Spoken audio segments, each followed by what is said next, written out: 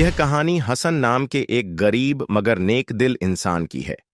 हसन एक गांव में रहता था, जहां मेहनत मजदूरी करके अपनी जिंदगी गुजारता था। उसका दिल बहुत बड़ा था, लेकिन उसका पेट अक्सर खाली रहता था। बावजूद इसके, वह हमेशा दूसरों की मदद के लिए तैयार रहता था।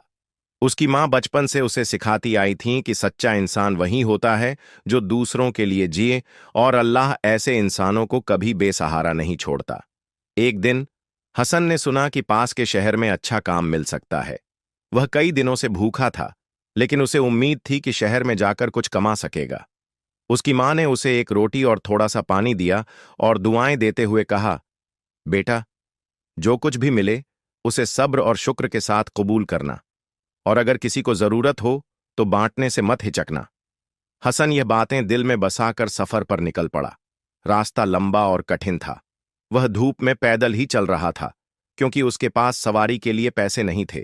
लेकिन उसे यकीन था कि अल्लाह उसकी मदद करेगा। कुछ दूर चलने के बाद उसे एक बूढ़ा आदमी मिला, जो बहुत थका और भूखा लग रहा था। उसके कपड़े मैले थे और वह किसी पेड़ के नीचे बैठा हाँफ रहा था। हसन ने सोचा, क्या मैं इसे अपनी रोटी का एक टुकड़ा दे दूं? लेकिन फिर मैं खुद क्या खाऊंगा? पर उसे अपनी मां की बात याद आई, जो कुछ मिले उसे दूसरों के साथ बांटने से मत हिचकना। हसन ने बूढ़े आदमी के पास जाकर कहा, बाबा, क्या आप बहुत भूखे हैं? बूढ़े आदमी ने आंखें खोलीं और कमजोर आवाज में कहा, बेटा, मैं 2 दिन से भूखा हूं। अगर तुम्हारे पास कुछ हो तो अल्लाह के नाम पर दे दो। हसन ने बिना सोचे समझे अपनी आधी रोटी उसे दे दी। बूढ़े आदमी ने उसे दुआएं दीं और कहा, बेटा, अल्लाह तुम्हें इसका बड़ा इनाम देगा। अब हसन के पास बस आधी रोटी बची थी। उसे चिंता तो हुई, लेकिन उसे भरोसा था कि अल्लाह उसकी मदद करेगा। रात होने को आई थी और हसन को कोई ऐसी जगह नहीं मिली जहां वह आराम कर सके।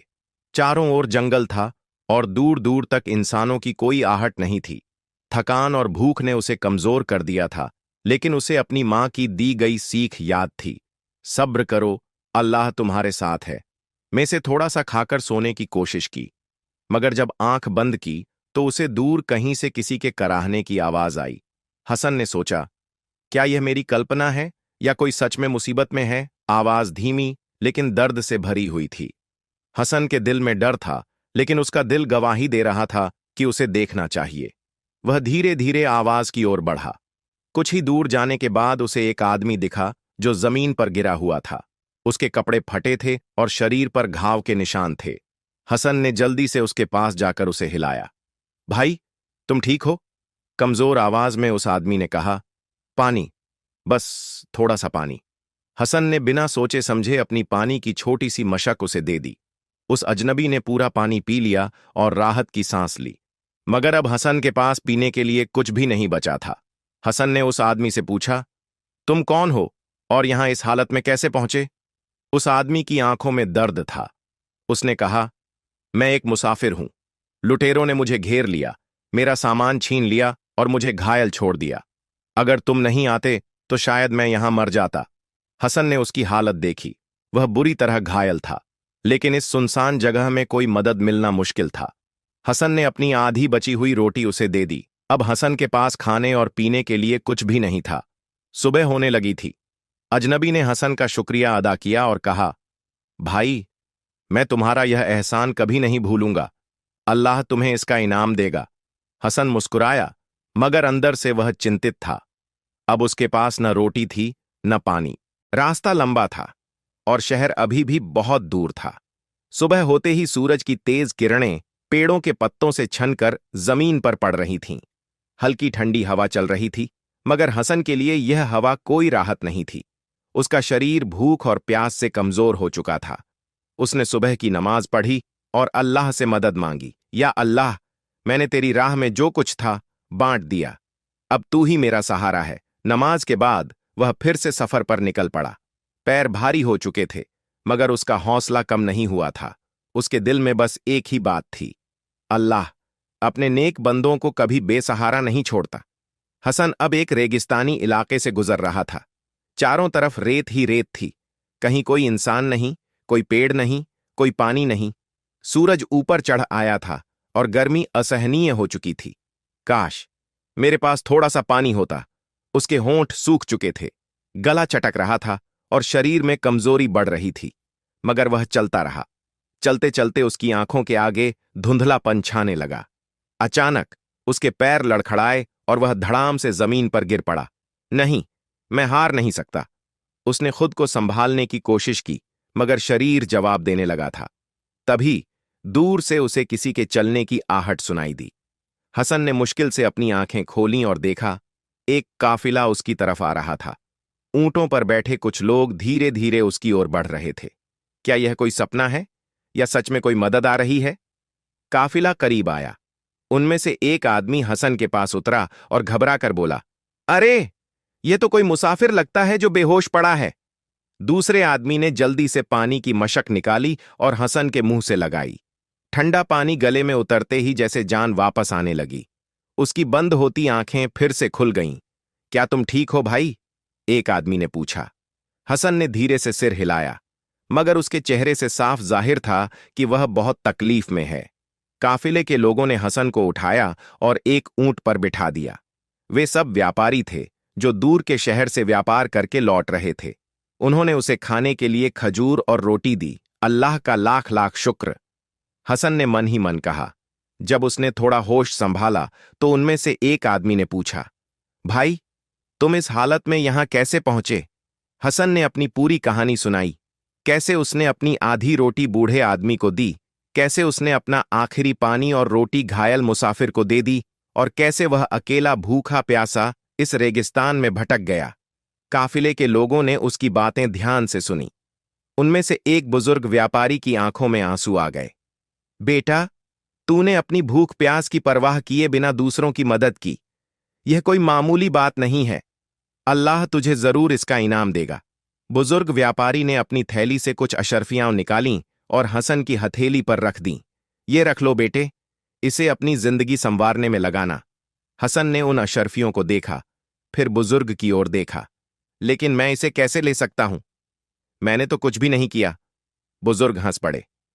बेटा, अल्लाह ने तेरी भलाई का यह सिला दिया है। जब इंसान किसी की भलाई करता है तो अल्लाह उसे कई गुना बढ़ाकर लौटाता है। हसन की आंखें भर आईं। सच ही कहा था मां ने। अल्लाह अपने नेक बंदों को कभी बेसहारा नहीं छोड़ता। अब हसन के पास खाना था, पानी था और आगे बढ़ने की हिम्मत भी थी, मगर उसकी जिंदगी की असली परीक्षा अभी बाकी थी। हसन अब काफिले के साथ धीरे धीरे शहर की ओर बढ़ रहा था। ऊंट की पीठ पर बैठा उसने दूर से ही उस बड़े शहर की झलक देखी। ऊंची ऊंची इमारतें, बाजारों में लोगों की चहल पहल और मस्जिदों से आती अजान की दिल को सुकून देने वाली आवाज। क्या यही वो जगह है जहां मेरी तकदीर बदलेगी? शहर के दरवाजे के पास पहुंचते ही काफिले के लोग एक दूसरे से अलविदा कहने लगे। हसन भी ऊंट से उतरा और बुजुर्ग व्यापारी के पास पहुंचा। चाचा, आपने मेरी बहुत मदद की। मैं आपका यह एहसान कभी नहीं भूलूंगा। बुजुर्ग मुस्कुराए और हसन के सिर पर हाथ फेरते हुए बोले, बेटा, जब तुम किसी और की मदद करोगे तो समझना कि तुमने मेरा कर्ज उतार दिया। अल्लाह तुम्हें कामयाबी दे। हसन ने आंखों में नमी के साथ उन्हें विदा किया और शहर की ओर बढ़ गया। गांव में पला बढ़ा हसन इस बड़े शहर की रौनक देखकर चकित था। सड़कों पर तरह तरह के लोग थे, कुछ अमीर जो रेशमी कपड़ों में इत्र लगाए घूम रहे थे और कुछ गरीब जो एक एक दाने के लिए तरस रहे थे। क्या इस भीड़ में कोई ऐसा मिलेगा जो मुझे काम देगा? हसन ने सोचा और एक बड़े बाजार में चला गया।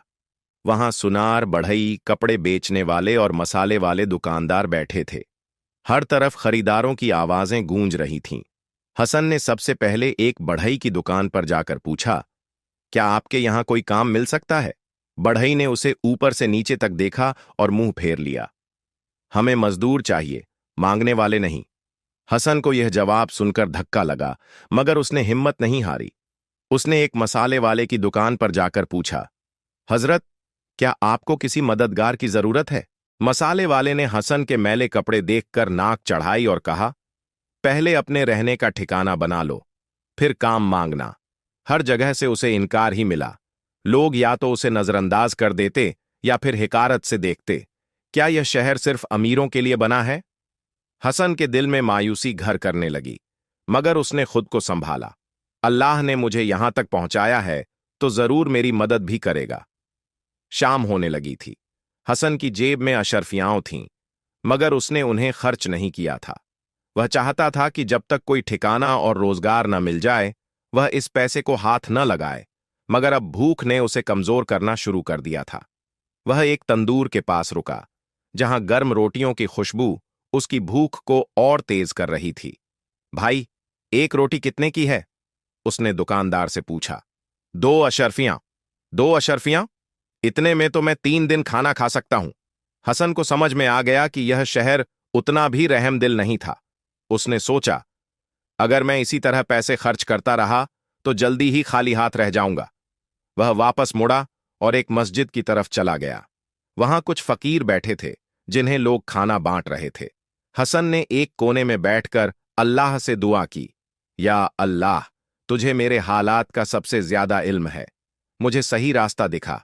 जैसे ही वह मस्जिद से बाहर निकला, एक बच्चा उसके पास आया।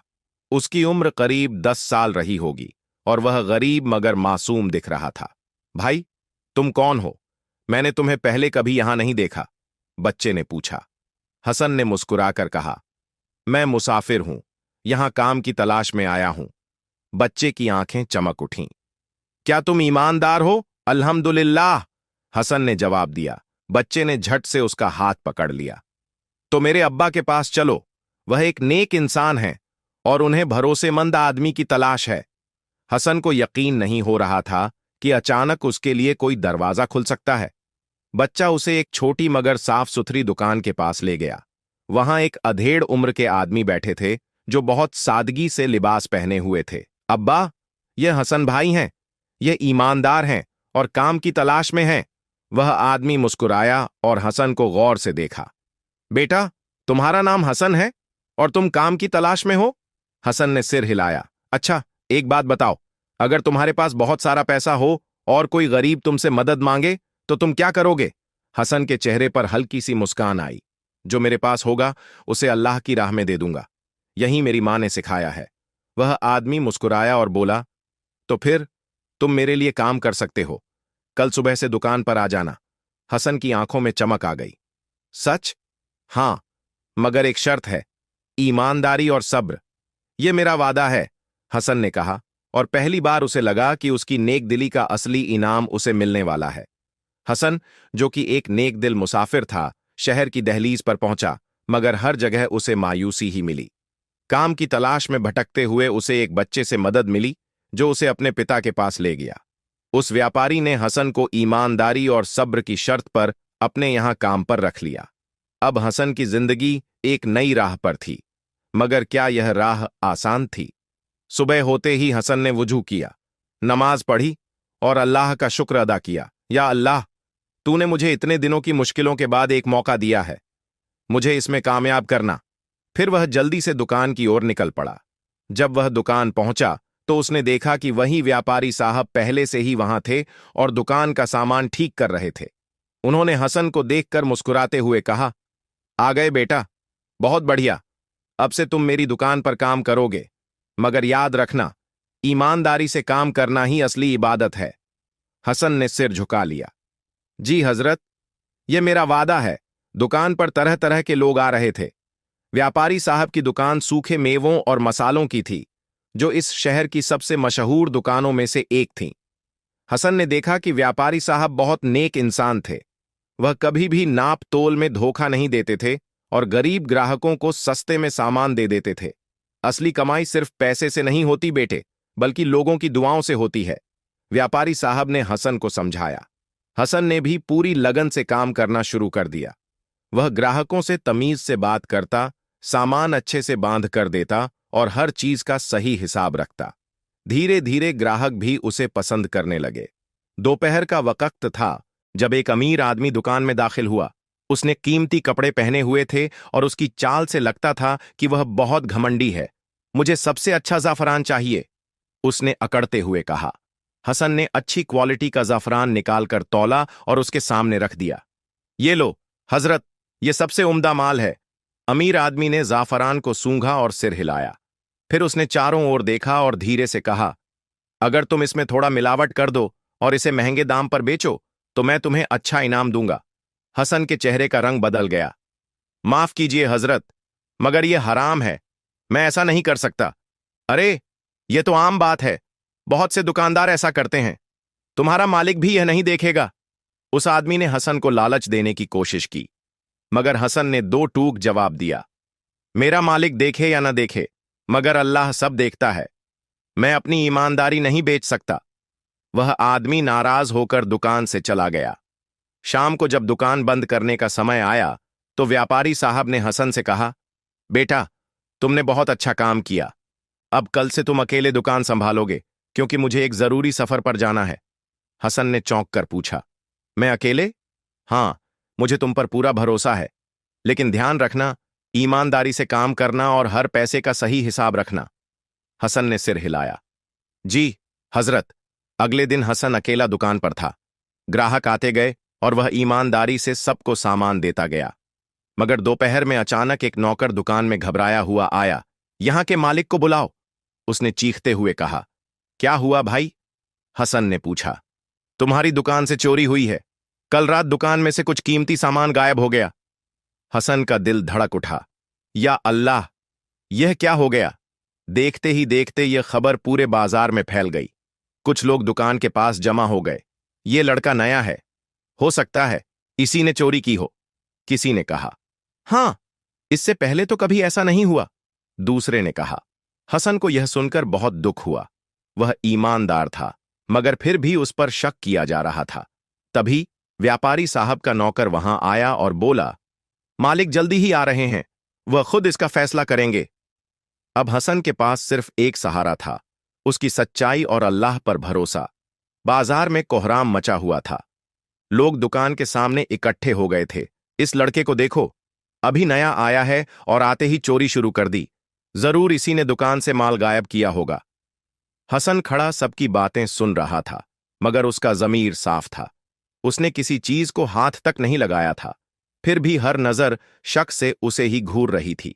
तभी घोड़े पर सवार व्यापारी साहब वहां पहुंचे। उनके चेहरे पर सख्ती थी। क्या हुआ यहां? उन्होंने कड़क आवाज में पूछा। नौकर ने झुककर कहा, मालिक, दुकान से रात में कुछ कीमती सामान गायब हो गया, और क्योंकि कल दुकान पर यह लड़का अकेला था, सबको इसी पर शक है। व्यापारी साहब ने हसन की ओर देखा। बेटा, क्या यह सच है? क्या तुमने चोरी की?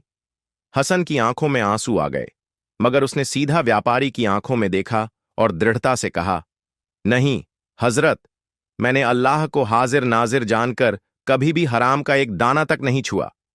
व्यापारी साहब थोड़ी देर तक हसन की आंखों में झांकते रहे। वहां उन्हें डर तो दिखा, मगर झूठ का कोई नामो निशान नहीं था। तुम्हारे पास अपनी बेगुनाही साबित करने का क्या सबूत है? उन्होंने पूछा। हसन ने धीरे से कहा, मेरे पास कोई सबूत नहीं सिवाय मेरी सच्चाई के, मगर अल्लाह मेरे गवाह हैं, मैंने यह चोरी नहीं की। बाजार में खड़े लोग खुसुर फुसुर करने लगे। अगर सबूत नहीं है तो यह चोर ही होगा। हां, इसे सजा मिलनी चाहिए।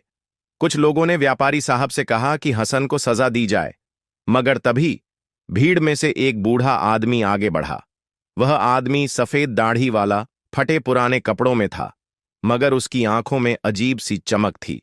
रुकिए, किसी को सजा देने से पहले यह तो देखिए कि असली गुनहगार कौन है।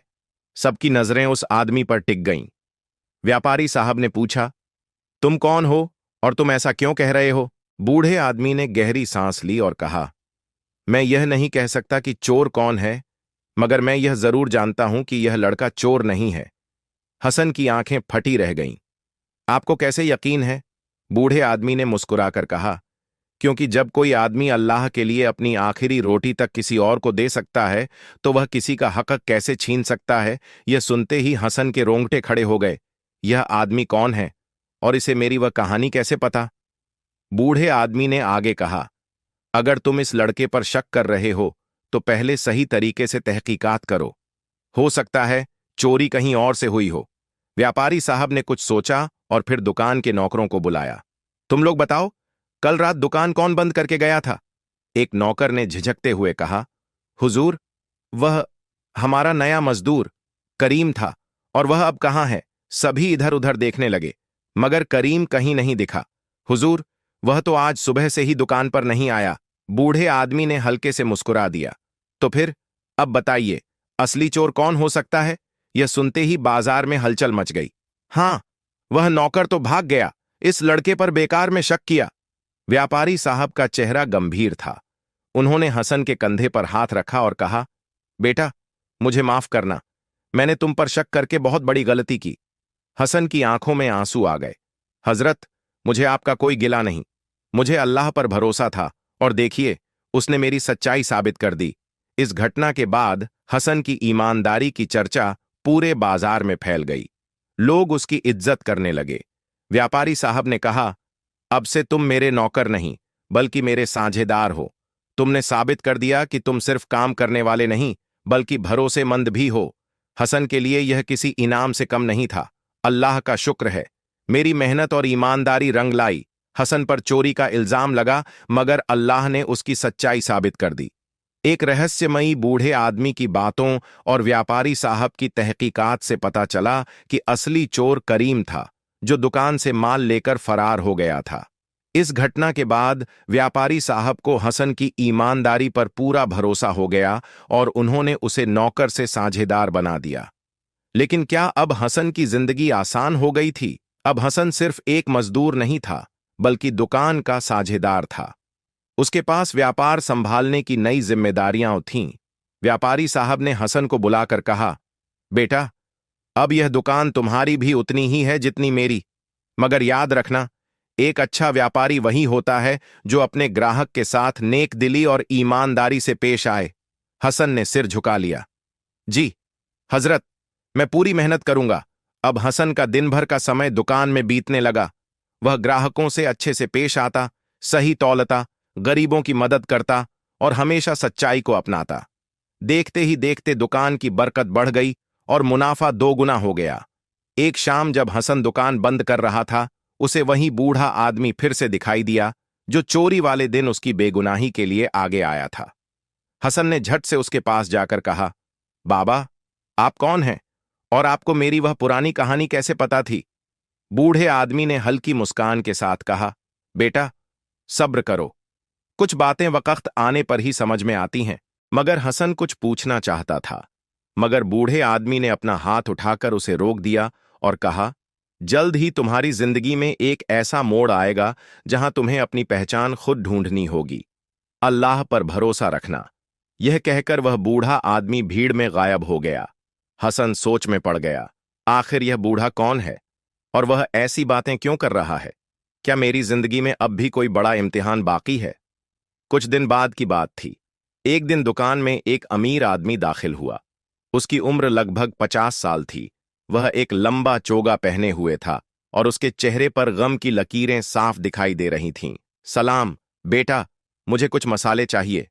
हसन ने मुस्कुराकर कहा, जी हजरत, कौन कौन से मसाले चाहिए? आदमी ने लिस्ट पकड़ाई और हसन मसाले निकालने लगा। तभी वह आदमी ध्यान से हसन के चेहरे को देखने लगा। बेटा, तुम्हारा नाम क्या है? उसने पूछा। मेरा नाम हसन है। आदमी के चेहरे का रंग उड़ गया। उसकी आंखें फैल गईं और उसने जल्दी से पूछा, तुम्हारे वालिद कौन थे? हसन चौंक गया। मेरे वालिद? मैं नहीं जानता, मैं तो अनाथ हूं। यह सुनते ही उस आदमी की आंखों में आंसू आ गए। नहीं बेटा, तुम अनाथ नहीं हो। हसन के हाथ से मसाले का थैला गिर गया। क्या? आदमी ने भारी आवाज में कहा, बेटा, मैं तुम्हारे वालिद का सबसे पुराना दोस्त हूं। तुम्हारे वालिद बहुत बड़े व्यापारी थे, मगर उन्हें एक साजिश के तहत मार दिया गया था। उसके बाद तुम्हारी मां भी गुजर गईं, मगर तुम्हें मारने की धमकी दी गई थी। इसलिए तुम्हारे घर के नौकर ने तुम्हें शहर से दूर ले जाकर एक अनाथालय में छोड़ दिया। हसन को ऐसा लगा जैसे किसी ने उसके पैरों के नीचे से जमीन खींच ली हो। आप क्या कह रहे हैं? बेटा, तुम एक गरीब अनाथ नहीं हो, तुम एक अमीर खानदान के वारिस हो। तुम्हारा असली घर यहां नहीं, बल्कि एक बड़े महल जैसा हवेली है। बाजार में यह सुनकर कुछ लोग हसन की ओर देखने लगे। हसन की आंखों में आंसू थे। तो क्या मेरी पूरी जिंदगी एक झूठ थी? मैं एक अमीर खानदान का बेटा हूं, मगर मैं तो दर दर की ठोकरें खा रहा था। क्यों मुझे मेरे मां बाप से दूर कर दिया गया? क्या इस नए सच को अपनाना मेरे लिए सही होगा? व्यापारी साहब भी यह सुनकर चौंक गए थे। हसन, अगर यह सच है तो तुम्हें अपना हक लेना चाहिए। मगर हसन उलझन में था। उस रात हसन सो नहीं सका। उसके दिल और दिमाग में अजीब सा संग्राम छिड़ा हुआ था। अगर मैं सच में किसी अमीर खानदान का बेटा हूं तो फिर मुझे यह जिंदगी क्यों मिली? क्यों मुझे इतने साल तक अनाथ समझा गया? अगर यह सच है तो मेरे माँ बाप को किसने मारा था? और क्या मैं उन लोगों तक पहुंच सकता हूं? उसे उस बूढ़े आदमी की बात याद आई। तुम्हें अपनी पहचान खुद ढूंढनी होगी। अब उसे समझ आ रहा था कि वह बूढ़ा आदमी उसे पहले से सब कुछ बता चुका था। मगर वह आदमी कौन था? क्या वह भी उसके अतीत से जुड़ा हुआ था? सुबह होते ही हसन ने फैसला कर लिया। वह उस अजनबी से मिलने गया जिसने उसे उसकी असली पहचान बताई थी। मुझे मेरे बारे में सब कुछ सच सच बताइए। उस आदमी ने गहरी सांस ली और कहा, तुम्हारे वालिद इस शहर के सबसे अमीर और नेक इंसान थे। उनका नाम सैयद उमर था। उनका एक बहुत बड़ा कारवां था जो अलग अलग देशों में व्यापार करता था। मगर उनके कुछ दुश्मन थे जो उनकी दौलत और रसूख से जलते थे। एक दिन जब तुम्हारे वालिद अपने कारवां के साथ सफर पर गए तो उनके ही एक भरोसेमंद आदमी ने धोखा देकर उन्हें मरवा दिया। जब तुम्हारी वालिदा को यह खबर मिली तो उन्होंने तुम्हें बचाने के लिए एक नौकर के हवाले कर दिया। वह तुम्हें लेकर बहुत दूर चला गया और तुम्हें एक अनाथालय में छोड़ दिया ताकि दुश्मन तुम्हें भी नुकसान न पहुंचा सकें। हसन की आंखें भर आईं।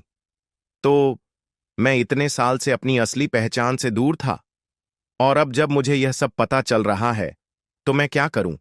उस आदमी ने हसन के कंधे पर हाथ रखा और कहा, बेटा, अब यह तुम्हें तय करना है कि तुम अपने हक के लिए लड़ोगे या यूं ही चुप रहोगे। तुम्हारा असली घर तुम्हारा इंतजार कर रहा है। हसन अब सोच में पड़ गया था। अगर मेरे वालिद को मारा गया तो उनकी दौलत और विरासत पर अब कौन काबिज है? अजनबी ने धीरे से कहा, तुम्हारे चाचा सैयद फराज। हसन चौंक गया। तो क्या यह मुमकिन है कि उन्होंने ही मेरे वालिद को मारा हो? शायद, लेकिन इसका कोई पक्का सबूत नहीं है। मगर यह तय है कि तुम्हें पहचानते ही वह तुम्हें मारने की कोशिश करेंगे ताकि तुम्हारी हकदारी का कोई सबूत न रहे।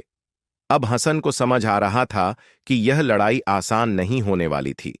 हसन ने यह सब बातें जाकर व्यापारी साहब को बताईं। उन्होंने गहरी सांस ली और बोले, बेटा, अल्लाह ने तुम्हें एक बड़ा इम्तिहान दिया है। अगर यह सब सच है तो तुम्हें अपने माँ बाप का हक वापस लेना चाहिए। लेकिन यह मत भूलो कि सच्चाई की राह आसान नहीं होती। मगर मैं अकेला क्या कर सकता हूं? हसन ने निराश होकर कहा। व्यापारी साहब मुस्कुराए। तुम अकेले नहीं हो, मैं तुम्हारे साथ हूं। हसन की आंखों में नमी आ गई। उसने पहली बार महसूस किया कि इस दुनिया में कोई उसे अपने बेटे की तरह चाहता है। हसन ने आखिरकार फैसला कर लिया, मैं अपने घर जाऊंगा। मैं अपनी पहचान वापस लूंगा। अगली सुबह हसन, व्यापारी साहब और कुछ भरोसेमंद लोग उसके असली घर की ओर रवाना हुए। जैसे ही वे हवेली के पास पहुंचे, वहां की भव्यता देखकर हसन दंग रह गया। बड़े बड़े दरवाजे, ऊंची ऊंची दीवारें और पहरेदारों की टोली देखकर यह साफ था कि यह किसी बड़े आदमी की हवेली थी। हसन का दिल जोरों से धड़कने लगा। क्या यह मेरा घर है? जैसे ही हसन दरवाजे तक पहुंचा, दो पहरेदारों ने उसे रोक लिया। कौन हो तुम? हसन ने हिम्मत जुटाकर कहा, मैं सैयद उमर का बेटा हूं और यह मेरा घर है। यह सुनते ही पहरेदारों के चेहरे पर हवाइयां उड़ने लगीं। एक ने जल्दी से अंदर जाकर किसी को खबर दी। कुछ ही पलों में एक भारी भरकम आदमी सीढ़ियों से नीचे उतरा। उसकी आंखों में घबराहट थी, मगर चेहरा गुस्से से लाल था। यह वही आदमी था जिसका नाम अजनबी ने बताया था, सैयद फराज। जैसे ही उसने हसन को देखा, उसकी आंखें संकुचित हो गईं। यह नामुमकिन है, वह बड़बड़ाया। फिर उसने खुद को संभाला और गुस्से से चिल्लाया, बकवास! मेरा भतीजा सालों पहले मर चुका है। हसन ने सीधा उसकी आंखों में देखा और कहा, नहीं चाचा, मैं जिंदा हूं और मैं अपने हक के लिए आया हूं। हसन की आंखों में गुस्सा और दर्द दोनों थे। उसने सीधे अपने चाचा की आंखों में देखा और कहा, मैं सैयद उमर का बेटा हूं और मैं अपने हक के लिए आया हूं। सैयद फराज ने ठहाका लगाया, क्या सबूत है कि तुम मेरे भाई का बेटा हो? मैंने तो सुना था कि वह लड़का बचपन में ही मर गया था। हसन का दिल धक से रह गया। तो आपको यह कैसे पता चला कि वह मर चुका है? सैयद फराज थोड़ा घबरा गया, मगर तुरंत खुद को संभाल लिया। यहां से चले जाओ लड़के, वरना अंजाम बुरा होगा। इतने में भीड़ में से एक बूढ़ा आदमी आगे आया। उसकी आंखों में आंसू थे। मालिक, यह लड़का झूठ नहीं बोल रहा। सभी लोग चौंक गए। ये ये लड़का वही बच्चा है जिसे हम सबने सालों पहले इस हवेली में खेलते देखा था। ये सैयद उमर साहब का बेटा हसन ही है। सैयद फराज का चेहरा पीला पड़ गया। खामोश इब्राहिम, वह चिल्लाया। मगर बूढ़ा नौकर रुकने वाला नहीं था। मैंने अपनी आंखों से देखा था कि मालिक की मौत के बाद आप कैसे पूरी दौलत पर कब्जा करना चाहते थे, और जब बेगम साहिबा को इस साजिश का पता चला तो उन्होंने अपने बेटे को बचाने के लिए उसे नौकर के साथ भेज दिया। हसन की आंखों में आंसू आ गए। तो यह सच है। नौकर की गवाही के बाद हवेली के अंदर काम करने वाले बाकी लोग भी फुसफुसाने लगे। अगर यह सच में सैयद उमर का बेटा है तो उसे उसका हक मिलना चाहिए। हां, यह तो जुल्म है। इतने सालों तक उससे उसका हक छीना गया। सैयद फराज को समझ आ गया कि अब हालात उसके काबू से बाहर हो रहे हैं। बस, बहुत हुआ। उसने गुस्से में कहा, यह सब बकवास है। यह लड़का मेरा वारिस नहीं हो सकता। हसन ने अपने चाचा को सीधी चुनौती दी। अगर आपको यकीन नहीं है तो आइए, किसी काजी के पास चलते हैं। वह तय करेंगे कि मैं झूठ बोल रहा हूं या आप। यह सुनकर सैयद फराज थोड़ी देर के लिए चुप हो गया। वह जानता था कि अगर मामला काजी के पास गया तो सच्चाई सामने आ जाएगी। मगर फिर उसने एक चाल चली। ठीक है, अगर तुम सच में मेरे भाई का बेटा हो तो अपने वालिद की कोई निशानी दिखाओ। हसन सोच में पड़ गया। उसके पास ऐसा कोई सबूत नहीं था। मगर तभी व्यापारी साहब आगे आए। सैयद फराज, अगर यह लड़का झूठा होता तो इतने सालों तक इसकी परवरिश करने वाले लोग इसे पहचानते क्यों? यह सब तुम लोगों की चाल है। फराज चीखा। तभी हवेली के एक कोने से एक कमजोर सी आवाज आई, हसन। सभी ने मुड़कर देखा। एक बुजुर्ग औरत को दो नौकर सहारा देकर ला रहे थे। उनकी हालत बहुत खराब थी। उनकी आंखों में आंसू थे। अम्मी, हसन चिल्लाया। वह दौड़कर उनके पैरों में गिर पड़ा। तुम जिंदा हो? बुजुर्ग औरत ने हसन के सिर पर हाथ फेरा। हां बेटा, अल्लाह ने मुझे जिंदा रखा ताकि मैं तुझे तेरा हक दिलवा सकूं। सैयद फराज के चेहरे का रंग उड़ गया। यह नामुमकिन है। बुजुर्ग औरत ने कांपती आवाज में कहा, मैंने अपने बेटे को बचाने के लिए उसे नौकर के साथ भेजा था, मगर मैं खुद को नहीं बचा पाई। तुम्हारे चाचा ने मुझे जहर देकर मारने की कोशिश की, मगर अल्लाह ने मुझे बचा लिया। आज तक मैं इस हवेली के एक अंधेरे कोने में कैद थी, मगर अल्लाह की मर्जी थी कि आज मैं सबके सामने आऊं। हसन की आंखों से आंसू बहने लगे। तो यह सच है, मेरे वालिद की हत्या हुई थी और मेरे चाचा ही इसके जिम्मेदार थे। अब भीड़ पूरी तरह हसन के पक्ष में थी। सैयद फराज को सजा मिलनी चाहिए। हसन को उसका हक मिलना चाहिए। तभी काजी साहब भी वहां आ गए, जिन्हें किसी ने खबर दे दी थी। उन्होंने सैयद फराज को घूर कर देखा। अब सबूत की कोई कमी नहीं है। सैयद फराज, तुम पर अपने भाई की हत्या और उसके बेटे को बेघर करने का आरोप सिद्ध हो चुका है। अब तुम्हें सजा मिलेगी। सैनिकों ने फराज को पकड़ लिया। नहीं, मुझे छोड़ दो, ये सब झूठ है। मगर अब उसकी एक नहीं सुनी गई। काजी ने ऐलान किया कि हसन ही इस हवेली और पूरी संपत्ति का असली मालिक है। व्यापारी साहब ने हसन के कंधे पर हाथ रखा और कहा, बेटा, अल्लाह ने तुझे तेरा हक लौटा दिया, मगर याद रखना, असली इंसाफ तभी होगा जब तू अपने वालिद की तरह नेक बनेगा। हसन ने आंसू पोंछे और कहा, जी हजरत, मैं अपने वालिद की तरह नेक और ईमानदार बनूंगा। यह दौलत अब गरीबों की मदद के लिए भी काम आएगी। मगर अब सवाल यह था, क्या हसन अपने नए जीवन में अपनी नेक दिली और ईमानदारी बरकरार रख पाएगा? क्या वह इस दौलत का सही इस्तेमाल करेगा या इसे खो देगा? अचानक मिली दौलत और जिम्मेदारियां हसन को अब एक नई जिंदगी मिली थी। हवेली के भव्य दरवाजे उसके लिए खुल चुके थे। नौकर चाकर अब उसे मालिक कहकर पुकारने लगे। वह जिस बाजार में कल तक एक मामूली इंसान की तरह घूमता था, वहां अब लोग उसे झुककर सलाम कर रहे थे। मगर यह सब हसन को अच्छा नहीं लग रहा था। ये वही लोग हैं जो कल तक मेरी तरफ देखते भी नहीं थे, और आज यह मेरे आगे पीछे घूम रहे हैं। वह सोचने लगा कि क्या दौलत सच में इंसान की पहचान बदल देती है? उसने व्यापारी साहब से पूछा, मुझे समझ नहीं आ रहा कि मैं इस दौलत का क्या करूं। व्यापारी साहब मुस्कुराए, बेटा, अल्लाह ने तुझे आजमाने के लिए यह दौलत दी है। यह देखना चाहता है कि तू इसे अपने लिए इस्तेमाल करेगा या दूसरों की भलाई के लिए। हसन को यह बात दिल तक लगी। मैं इस दौलत का इस्तेमाल नेक कामों के लिए करूंगा। यह दौलत अब सिर्फ मेरी नहीं, बल्कि उन गरीबों की भी है जो भूखे सोते हैं। हसन ने सबसे पहला काम यह किया कि अपने पिता के नाम से एक सदका खाना यानी लंगर शुरू किया, जहां हर भूखे को खाना मिलता। किसी को भी इस जगह से भूखा वापस नहीं जाना चाहिए। हर दिन सैकड़ों गरीब लोग वहां आते और खाना खाते। लोगों को यकीन ही नहीं हो रहा था कि वही हसन, जो कल तक खुद भूखा सोता था, आज दूसरों का पेट भर रहा था। हसन ने अपनी पुरानी जिंदगी को नहीं भुलाया। वह कभी कभी बाजार जाता, उसी जगह पर बैठता जहां वह पहले मजदूरी करता था।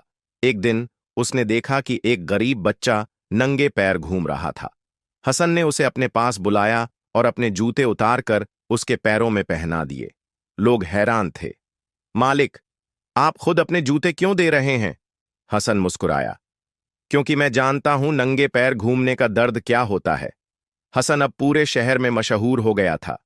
लोग उसकी ईमानदारी और इंसाफ के लिए उसकी इज्जत करने लगे। उसने अपने वालिद के पुराने व्यापार को फिर से शुरू किया, मगर इस बार उसने यह तय किया कि उसमें कोई धोखा या बेईमानी न हो। वह खुद कारोबार की निगरानी करता और मजदूरों को बराबरी की तरह सम्मान देता।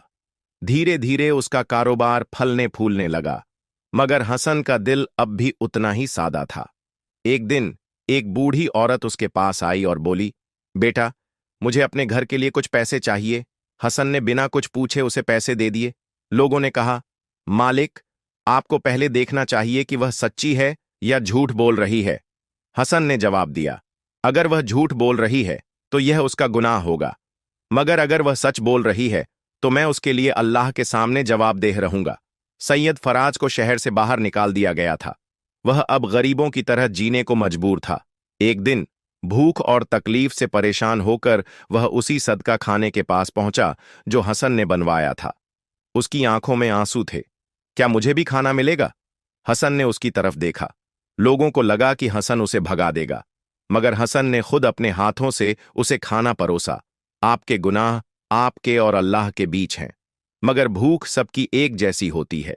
सैयद फराज की आंखों में पश्चाताप के आंसू आ गए। अब हसन ने अपनी दौलत का सही इस्तेमाल करना सीख लिया था, मगर उसकी जिंदगी की सबसे बड़ी परीक्षा अभी बाकी थी। एक रात हसन अपनी हवेली के बरामदे में बैठा था। वह ऊपर आसमान की तरफ देख रहा था, जहां हजारों तारे चमक रहे थे। उसका दिल अब भी बेचैन था। अल्लाह, तूने मुझे सब कुछ दिया, मगर क्या यह सब वाकई मेरी परीक्षा है? उसी रात एक ख्वाब आया। एक अजनबी ने कहा, हसन, तुझे जो भी मिला है वह एक दिन छिन भी सकता है। अगर तुझसे सब कुछ छिन जाए तो क्या तब भी तेरा ईमान कायम रहेगा? हसन की आंखें खुल गईं। उसके दिल में एक अजीब सी बेचैनी थी। अगली सुबह हवेली में आग लग गई। यह आग इतनी भयंकर थी कि देखते ही देखते पूरी हवेली जलकर राख हो गई। हसन और उसकी मां किसी तरह बच गए, मगर सब कुछ खत्म हो चुका था। कुछ ही दिनों में उसके पिता की सारी संपत्ति भी तबाह हो गई। उसके व्यापार के जहाज डूब गए और वह फिर से गरीब बन गया। लोगों ने कानाफूसी शुरू कर दी। लगता है अल्लाह ने इसकी परीक्षा लेनी शुरू कर दी। कल तक जो लोगों को खाना खिलाता था, आज खुद भूखा है। हसन खुद सोच में पड़ गया। क्या यह मेरी गलती थी? क्या मैं अपनी दौलत के नशे में था? मगर फिर उसे अपने ख्वाब की बात याद आई। अगर तुझसे सब कुछ छिन जाए तो क्या तेरा ईमान कायम रहेगा? हसन ने अपनी मां से कहा, अम्मी, हमें फिर से मेहनत करनी होगी। अल्लाह हमें फिर से आजमा रहा है। उसने पुराने बाजार में जाकर छोटी मोटी मजदूरी शुरू कर दी। यह वही बाजार था जहां वह पहले काम करता था, मगर इस बार वह पहले से ज्यादा मजबूत था। धीरे धीरे उसकी मेहनत रंग लाने लगी। लोगों ने देखा कि जब वह अमीर था तब भी नेक था, और जब गरीब हो गया तब भी उसका दिल नहीं बदला। कुछ सालों बाद हसन ने फिर से मेहनत करके एक छोटी दुकान खोली। वह फिर से व्यापार करने लगा, मगर इस बार और ज्यादा ईमानदारी के साथ। लोगों का भरोसा फिर से उस पर बढ़ने लगा। उसकी नेक दिली की चर्चा पूरे शहर में फैल गई। जो लोग कल उसकी परीक्षा पर हंस रहे थे, आज वहीं उसकी मदद के लिए आगे आए। एक दिन व्यापारी साहब ने उससे कहा, बेटा, तूने साबित कर दिया कि असली अमीरी दिल की होती है, दौलत की नहीं। एक दिन हसन अपने पुराने सदका खाने पर गया। वहां एक गरीब बच्चा खाना खा रहा था। हसन ने उसे प्यार से देखा और पूछा, बेटा, तुझे खाना कैसा लगा? बच्चे ने मुस्कुराकर जवाब दिया, बहुत अच्छा। अल्लाह का शुक्र है कि यहां कोई भूखा नहीं सोता। हसन की आंखों में आंसू आ गए। उसे एहसास हुआ कि असली दौलत सोने चांदी में नहीं, बल्कि उन दुआओं में है जो किसी की भूख मिटाने के बाद मिलती हैं। उसी रात उसने फिर से आसमान की ओर देखा और कहा, अल्लाह, मैं अब समझ गया कि सबसे बड़ी दौलत क्या है। किसी और का पेट भरने की खुशी ही सबसे बड़ी दौलत है। आखिरी लुकमा सिर्फ एक कहानी नहीं, बल्कि एक सीख है कि इंसान को अपने अच्छे कामों में कभी कमी नहीं करनी चाहिए, चाहे उसकी हालत कैसी भी हो।